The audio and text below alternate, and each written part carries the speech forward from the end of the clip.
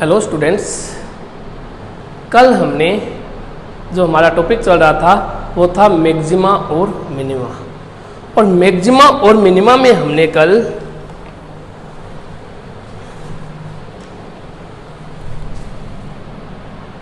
dy by dx के meaning को समझा था। अगर हमने कल पढ़ा था, अगर y x का फलन है, अगर y x का फंक्शन है तो dy बाई dx होता है स्लोप और ये होता है tan थीटा या टेंजेंट के बराबर। ठीक है, ये चीज हमने कल पढ़ ली थी। स्लोप बनाने का तरीका मैंने बताया था।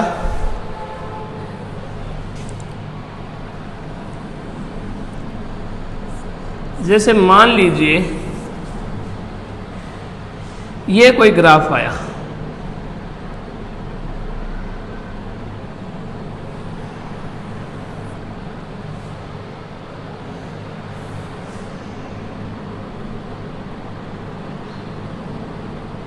ये कोई ग्राफ आया है,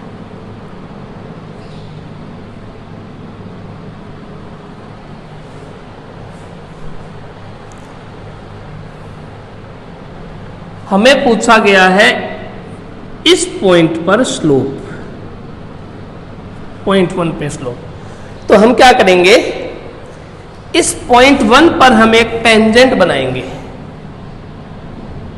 टेंजेंट मतलब स्पर्श रेखा। स्पर्श रेखा मीन्स इस पॉइंट को टच करते हुए एक लाइन गुजारनी है, बिल्कुल एक ऐसी लाइन जो एकदम इस पॉइंट को टच करते हुए गुजारे, इस तरीके से।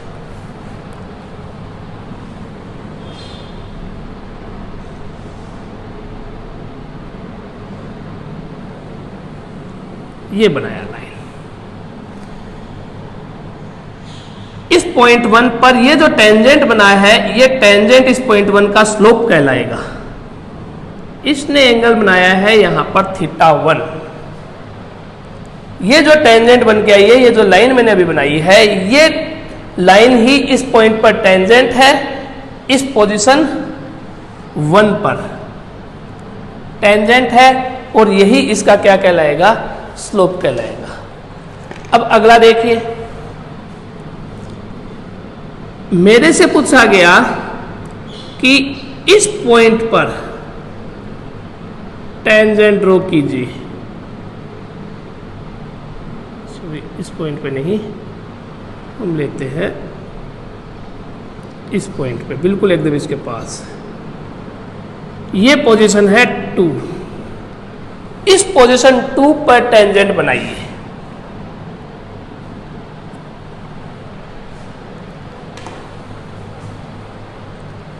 इस पॉइंट 2 पे टेंजेंट बनाने का तरीका, या मैं कह दूं इस पॉइंट पे स्लोप बनाना है, तो इस 2 नंबर पॉइंट पे फिर स्लोप बनाने का तरीका, इस 2 नंबर पॉइंट पे आपको क्या करना है, एक ऐसी लाइन गुजारनी है जो 2 नंबर पॉइंट को, जो पॉइंट नंबर 2 मैंने ड्रॉ किया है, उस पॉइंट 2 को टच करते हुए गुजरे। बाकी पूरे ग्राफ को क्रॉस कर रहा है, हमें मतलब नहीं है। पॉइंट 2 को क्या करना चाहिए, क्रॉस करना, एक पॉइंट 2 को केवल टच करना चाहिए। ये देखिए,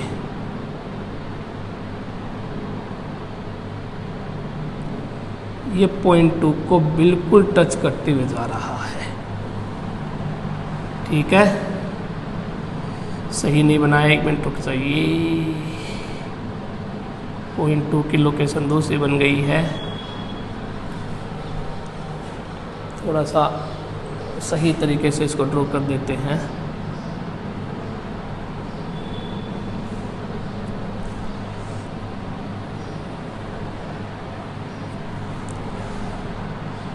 हमने पॉइंट 2 की लोकेशन ये बनाई थी।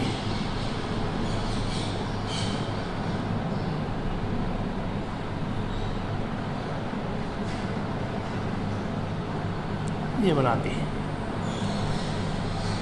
ये जो एंगल बना है, ये एंगल बना है थीटा 2। तो स्लोप हम बनाएंगे कैसे, उस पॉइंट पे आपको टेंजेंट ड्रॉ करना है, और वो जो टेंजेंट होगा वही स्लोप होगा।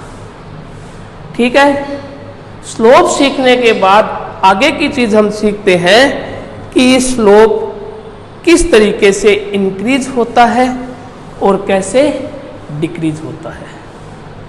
स्लोप बनाने के बाद हम आगे सीखेंगे कि स्लोप कैसे इंक्रीज होता है और कैसे डिक्रीज होता है। अब हमें वो चीज देखनी है, इंक्रीज और डिक्रीज देखना है स्लोप का। तो आप एक चीज देखिए, स्लोप का इंक्रीज और डिक्रीज हम देख रहे हैं। Slope means tan theta, slope means dy by dx और tan थीटा। तो यहां देखिए θ1 और θ2 में क्या रिलेशन है, कौन बड़ा है, कौन बड़ा है? एक θ1 है, एक θ2 है। θ2 इज ग्रेटर देन θ1। θ2 θ1 के कंपैरिजन में बड़ा है। इसका मतलब जिसका एंगल बड़ा उसका tan थीटा भी बड़ा।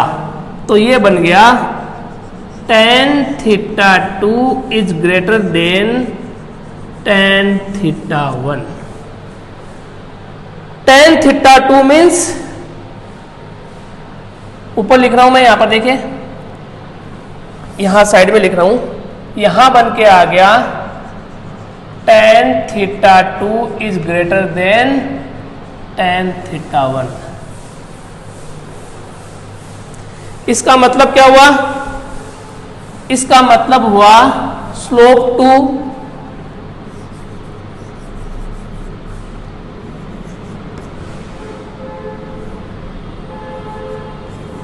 Is greater than slope 1। जिसका एंगल बड़ा हुआ उसका टेंजेंट बड़ा हो गया, उसका tan थीटा बड़ा हो गया, और tan थीटा मीन्स स्लोप। तो हमने बनाया 2 नंबर पॉइंट पे जो स्लोप बन के आया था, स्लोप नंबर 2 जो था वो बड़ा बन गया स्लोप नंबर 1 से।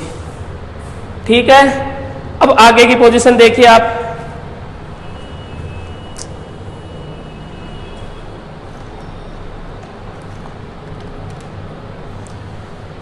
अगली पोजीशन देखिए, इस पॉइंट पे स्लोप देखिए, पॉइंट नंबर 3 पर और पॉइंट नंबर 4 पर। पॉइंट 3 और पॉइंट 4 पर स्लोप देखिए। पॉइंट 3 पे स्लोप आया, बिल्कुल ऐसा देखते जाना,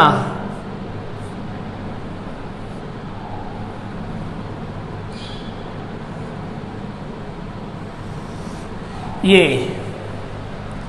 जो ब्लू लाइन हमने बनाई है 3 नंबर पॉइंट पे स्लोप, ये देखिए,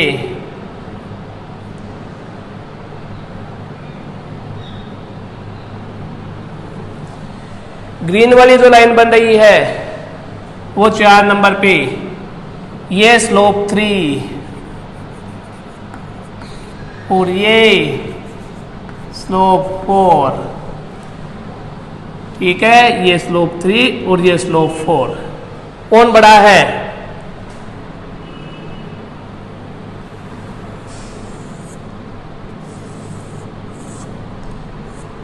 ये एंगल बना रही, इसने एक्स एक्स के साथ कोई एंगल नहीं बनाया। तो स्लोप 4 का तो थीटा है 0, इसका कुछ एंगल बन के आ रहा है और इसका बन के आ रहा है 0। क्यों? क्योंकि बिल्कुल ये वाली लाइन एक्स एक्स के पैरेलल आ चुकी है। तो इसने एक्स एक्सिस के साथ कोई भी एंगल नहीं बनाया, जबकि इस लाइन ने एक्स एक्सिस के साथ कुछ एंगल बनाया है। तो 4 नंबर का एंगल 0 है, इसका कुछ है वैल्यू है, इसके एंगल की कुछ वैल्यू आ रही है, जबकि ये वैल्यू 0 है। इसका मतलब ये बन गया θ3 और ये बन गया θ4। θ3 बड़ा हो गया θ4 से, मतलब tan θ3 बड़ा हो गया tan θ4 से, और हमें मिल गया slope eight 3 is greater than slope eight 4। Slope 3 बड़ा हो गया स्लोप 4 के कंपैरिजन में। कारण स्लोप 4 ने कोई भी एंगल नहीं बनाया, स्लोप 4 का एंगल 0 था, इसलिए 0, इसका कुछ एंगल बना था। तो 3 नंबर बड़ा हो गया, 4 छोटा। तो देखिए हुआ क्या, इस पूरे डायग्राम में मैं यही सिखा रहा हूं आपको, यही का यही सिखा दूंगा कि स्लोप कब डिक्रीज होता है और स्लोप कब इंक्रीज होता है। पूरा का पूरा इसी ग्राफ में सब कुछ शो हो रहा है। देखते जाइए आप। हम जब 1 से 2 जाते हैं, 1 पॉइंट से 2 पॉइंट तक जाते हैं ग्राफ के, तो स्लोप क्या हो रहा है, 1 पॉइंट से 2 पॉइंट पे गए तो स्लोप क्या हुआ, 2 नंबर पॉइंट का स्लोप ज्यादा हो गया और 1 नंबर पॉइंट का स्लोप कम हो गया। मतलब यहां स्लोप कम था, यहां स्लोप ज्यादा हो गया, मतलब स्लोप इंक्रीज हो गया। 1 से 2 गए तो स्लोप इंक्रीज हुआ, 3 से 4 गए तो क्या हुआ, 3 का ज्यादा है 4 का कम है, ज्यादा से कम की ओर गया है, डिक्रीज हो गया। तो 1 नंबर से 2 नंबर पॉइंट पे गए तो स्लोप इंक्रीज हुआ, जबकि 3 नंबर से 4 नंबर पॉइंट पे आए पूरे ग्राफ के तो स्लोप डिक्रीज हुआ। ठीक है। अब अगला इंपॉर्टेंट पॉइंट आपको देखना है। इस 1 नंबर पॉइंट पे जो टेंजेंट हमने बनाया था वहां पेन रखिए। इस 1 नंबर पॉइंट पे जो टेंजेंट हमने बनाया है वहां पर पेन रखिए अपना, ये पेन। आपको कैसे सीखना है वो तरीका सिखा रहा हूं। 1 नंबर पॉइंट पे जो हमारा टेंजेंट बना है उस टेंजेंट पे ये पेन रखिए, ये आया हमारा ऐसे। 2 नंबर पे जो टेंजेंट बना वो रखिए। पेन कैसे रोटेट हो रहा है, पहले यहां था फिर यहां आ गया, पहले यहां है फिर यहां आ गया। पेन के रोटेशन की डायरेक्शन 1 to 2 जाते हैं तो ये वाली डायरेक्शन मिलती है पेन के रोटेशन की। ये जो डायरेक्शन होती है ये हमारी जो घड़ी होती है, घड़ी के जो सुइयां होती है या जो घड़ी के जो हैंड्स होते हैं वो जो घूम रहे हैं उसके अपोजिट डायरेक्शन ये है। तो एक्चुअल में ये घड़ी के घूमने की अपोजिट डायरेक्शन है, इसे बोलते हैं एंटी क्लॉकवाइज, इसे बोलते हैं एंटी क्लॉकवाइज। दोबारा देखिए, यहां पर पेन ये रहा, 2 नंबर पे पेन ऐसा आया, पहले यहां था, इनिशियली पेन यहां था, ध्यान से देखना है बिल्कुल।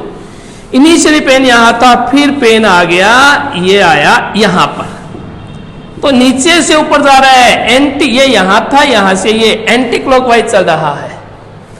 जबकि 3 नंबर पे पेन रखिए,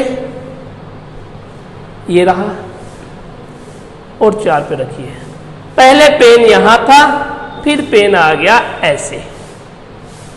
अब पेन घूम रहा है यहां पर इस तरह क्लॉकवाइज, ये डायरेक्शन होती है क्लॉकवाइज। तो याद क्या रखना है आपको, एंटी क्लॉकवाइज अगर स्लोप चलता है तो स्लोप इंक्रीज होता है। अगर स्लोप आपका एंटी क्लॉकवाइज चल रहा है तो स्लोप इंक्रीज होगा, और अगर स्लोप क्लॉकवाइज चल रहा है तो स्लोप डिक्रीज होगा। मतलब मैं लिख दूंगा, मेरे को लिखना है tangent rotating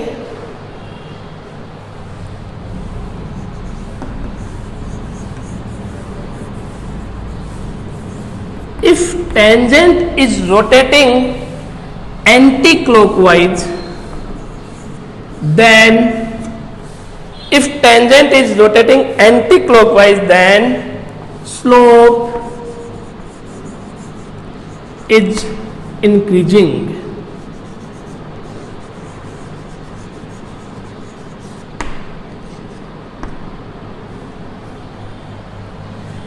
If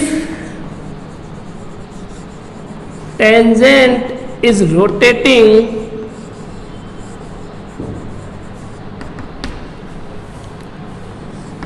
clockwise, then slope is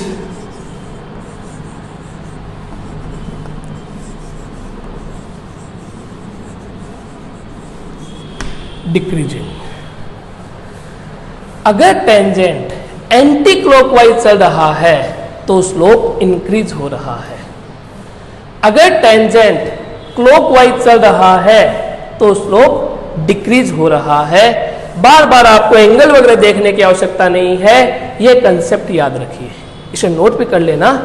याद रखना है। याद रखने वाली चीज क्या है, आगे तक पूरे फिजिक्स में काम में आएगी जब हम ग्राफ पढ़ेंगे।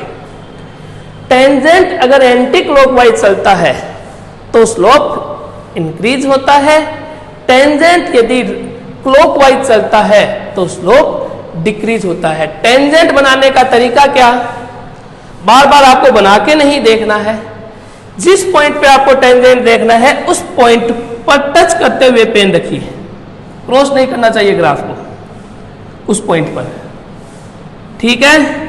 और आप देखिए कि आपका पेन क्लॉकवाइज चल रहा है कि एंटी क्लॉकवाइज। अगर पेन क्लॉकवाइज घूम रहा है तो स्लोप डिक्रीज हो रहा है, पेन को आप टेंजेंट माने तो टच करते हुए गुजार रहे हो। और अगर आपका पेन एंटी क्लॉकवाइज चल रहा है तो स्लोप इंक्रीज हो रहा है।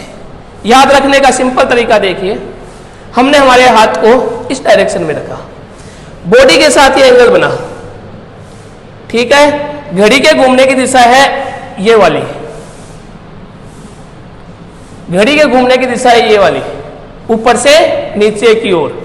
अगर मेरे हाथ को मैं नीचे लेके जा रहा हूं, इसका मतलब घड़ी के घूमने की दिशा में आ रहा है। ये एंगल क्या हो रहा है, जो अभी एंगल था इतना 90, एकदम 90 पे रख लिया, मेरी बॉडी के साथ हाथ ने एंगल बनाया 90 डिग्री। अगर मैं हाथ को मेरे घड़ी के घूमने की दिशा में ले जाऊंगा, मतलब नीचे की ओर, घड़ी की घूमने की दिशा ऊपर से नीचे ये आई। अगर मैं नीचे लेके जा रहा हूं तो ये एंगल क्या हो रहा है, बढ़ रहा है कि घट रहा है, एंगल कम हो रहा है। दैट मीन्स क्लॉकवाइज चल रहे हैं हम, एंगल कम हुआ स्लोप गिर गया, एंगल कम हो रहा है स्लोप गिर रहा है। अब देखिए ऊपर बढ़ाइए हाथ को, एंटी क्लॉकवाइज आ रहे हैं, एंगल बढ़ रहा है, स्लोप बढ़ रहा है। इस तरीके से भी आप याद रख सकते हो। क्लॉकवाइज चलोगे तो एंगल गिरेगा, अभी बताया, मतलब स्लोप गिरेगा। एंटी क्लॉकवाइज चलोगे तो एंगल बढ़ा, स्लोप बढ़ गया। या फिर इस तरीके से बना लीजिए, ठीक है। कैसे भी जैसे आप याद रख सको इसे याद रखिए। तो स्लोप कैसे बनता है, स्लोप बनाने के लिए जिस पॉइंट पे हमें स्लोप चाहिए उस पॉइंट पे टेंजेंट बना दीजिए, वो स्लोप कहलाएगा। स्लोप कब इंक्रीज होता है, कब डिक्रीज होता है, अगर टेंजेंट एंटी क्लॉकवाइज चलता है तो स्लोप इंक्रीज होता है, और अगर टेंजेंट क्लॉकवाइज चलता है तो स्लोप डिक्रीज होता है, ठीक है। इसे नोट कीजिए, आगे बढ़ते हैं। एक दो ग्राफ और बना देता हूं मैं।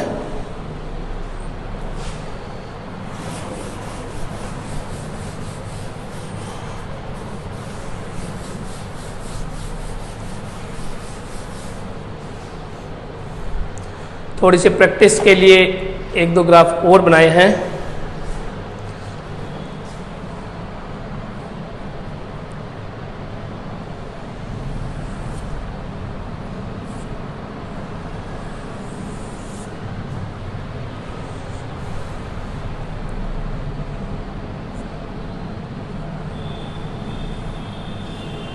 ये बनाया, यहां लिया है 0.1, ये है 0.2,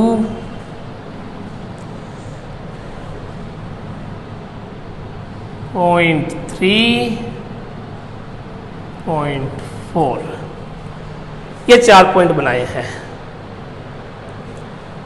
आपको बताना है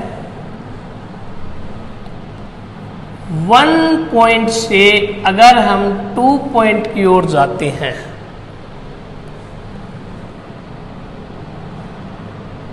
1 to 2 पॉइंट की ओर जाने पर स्लोप कैसा होगा, स्लोप इंक्रीज होगा कि डिक्रीज, और 2 पॉइंट से 3 पॉइंट पर जाने पर स्लोप कैसा होगा।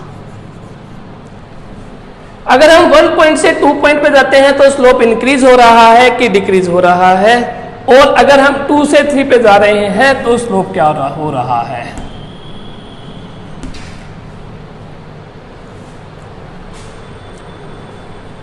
ये आपको बताना है। देखिए फिर 1 पॉइंट पे पेन देखिए अपना, ये रहा।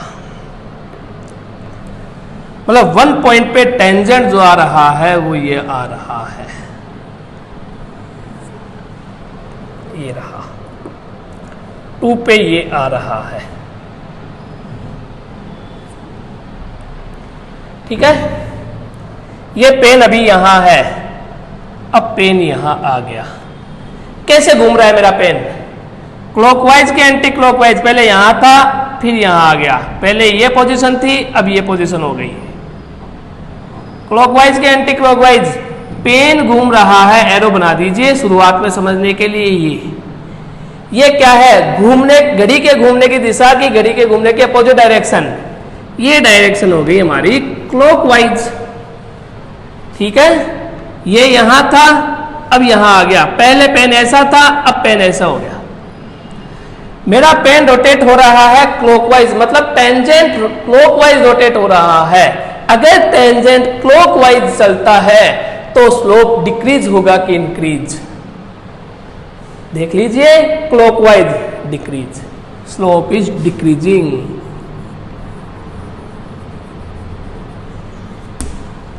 Slope is decreasing. 2 से 3 देखिए, 2 पे ऐसे 3 पे ऐसे, 2 पे ऐसे है ये जा रहा है 3 पे ऐसे, तो अगेन 2 से 3 जाए पहुंचे तो क्या हुआ स्लोप? बोलिए, 2 से 3 जाने पर फिर क्लॉकवाइज चला तो डिक्रीजिंग। 3 to 4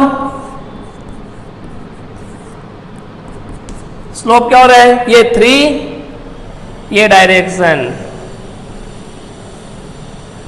और ये 4।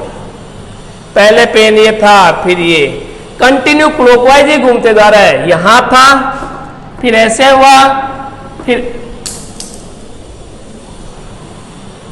यहां, फिर ऐसे, फिर ऐसे, फिर ऐसे, कंटिन्यू क्लॉकवाइज चल रहा है तो स्लोप मेरा कंटिन्यू डिक्रीज हो रहा है।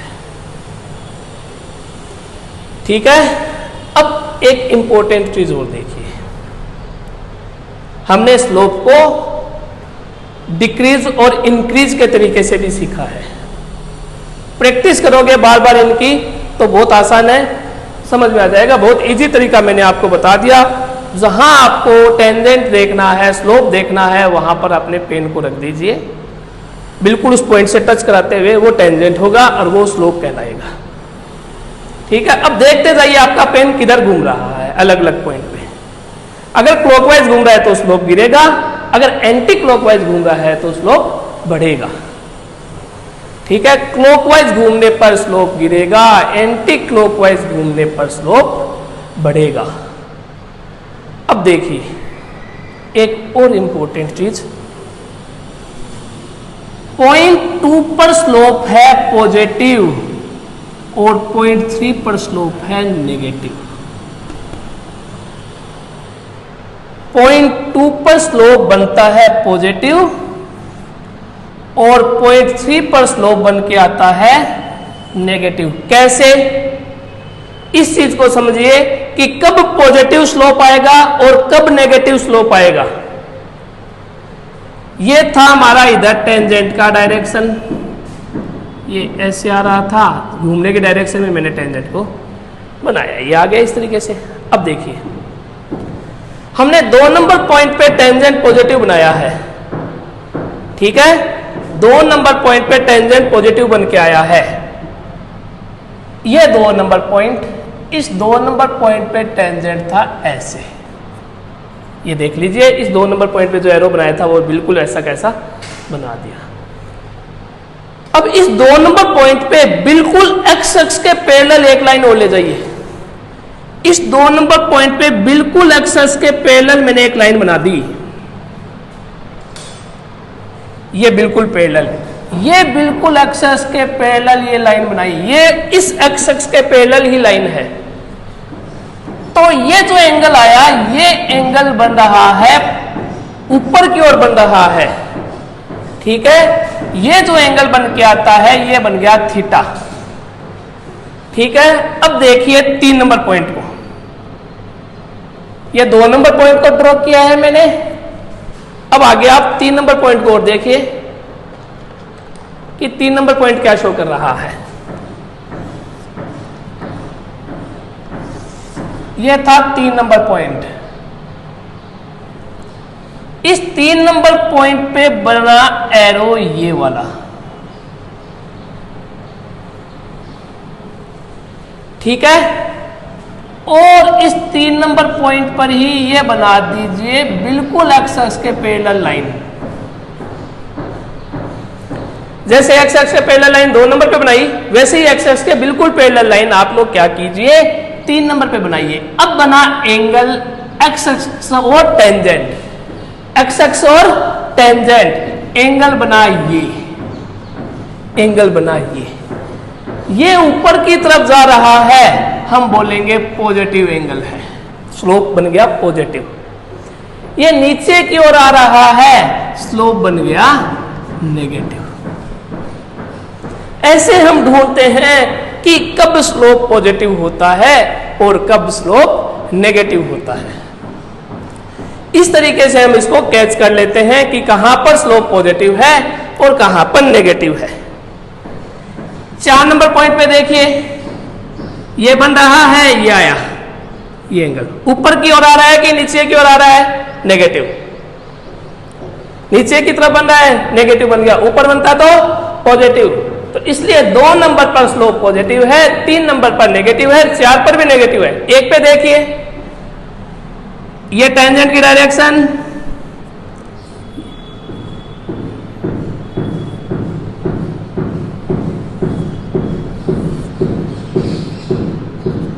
एंगल बोलिए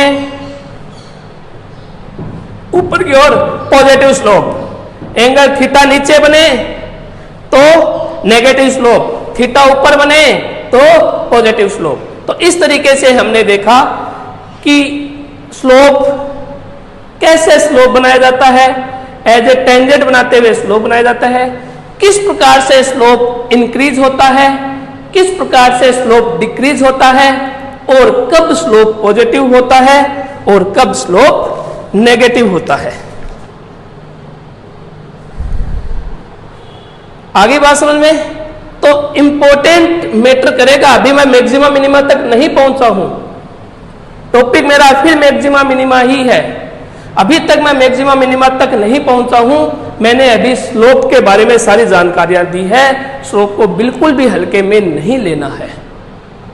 स्लोप बहुत ज्यादा इंपॉर्टेंट है, बहुत ज्यादा मैटर करेगा। तो स्लोप यदि y x का फंक्शन है, मतलब x चेंज होने से y चेंज हो रहा है, तो स्लोप क्या बनेगा dy by dx, और वो होगा टेंजेंट या टेन थीटा, वो कहलाएगा टेंजेंट या टेन थीटा। अब x की वजह में x के कारण y में चेंज कम है, तो स्लोप क्या होगा, छोटा होगा, कम होगा। और अगर x की वजह से y में चेंज बहुत ज्यादा आ रहा है, बड़े बड़े चेंज आ रहे हैं, तो स्लोप बड़ा बनेगा या ज्यादा बनेगा। इतनी बातें आपको अभी ध्यान में रखनी है। बना सकते हो, कोई भी प्रॉब्लम नहीं रहेगी। फिर भी अगर आप लोगों को कोई प्रॉब्लम इसमें आती है तो आप मेरे को बताइए कहाँ क्या प्रॉब्लम आ रही है, मैं उसको दोबारा एक्सप्लेन करूंगा। बहुत ध्यान से इसको देखना है, समझना है, प्रैक्टिस में लेके आना है। बहुत ध्यान से देखना है, समझना है, प्रैक्टिस में लेके आना है। इसके बाद हम मैक्सिमा और मिनिमा पर स्विच करेंगे। ठीक है, थैंक्स।